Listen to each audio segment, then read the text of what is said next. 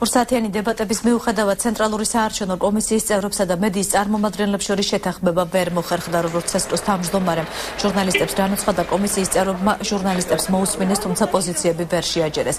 მისივე განმარტებით კომისია დადრენილების სადავო პუნქტებზე, რომელიც საარჩევნო უბნებზე ფოტო და ვიდეო გადაღებას ხვდავს, დღეს საღამოს იმსჯელებს. ხარატიშვილის განმარტებით დადრენილება არ შეიცვლება, თუმცა მოხდება მისი განმარტება, რათა არჩევნების დღეს ცესტოს დადრენილებას საარჩევნო უბნებზე გაუგებრობა არ მოხდეს. სხვა არსებითი ცვლილება დადრენილებაში აღარ შევა. მედიის წარმომადგენლების განცხადებით, მიუხედავად იმისა, რომ კომისიის წევრებს დეტალურად დააცნეს მათ მიერ მიღებული გადაწყვეტილების საფრთხები, კომისიამ ის მაინც არ გაიზიარა. შეთანხმებით ახლა რაღაცა კონკრეტულ საკითხზე ესე არ შეთანხმებული ვართ, ესე გვასთან გაცვლა.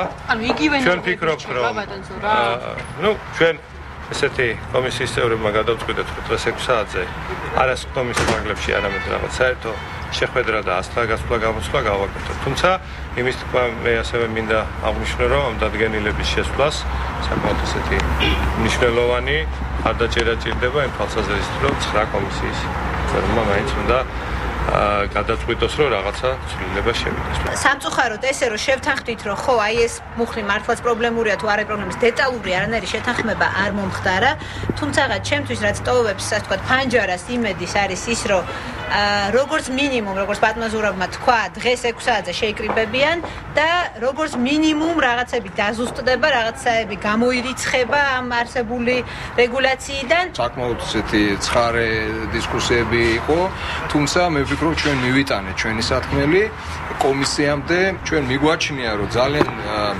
საშიშია მივხვდეთ იმისა, რომ არგუმენტები მოვისმინეთ თუ რატომ მიიღეს მათ ესეთი გადაწყვეტილება, მათ აქვთ განცდა საფრთხის, რომ რაღაცები არ მოხდეს, თუმცა მე დარწმუნებულად შემიძლია ვთქვა, რომ მედიის ინტერესში არც არასოდეს არ იყო არევა საქმის, არც არის და არც არასოდეს არ იქნება.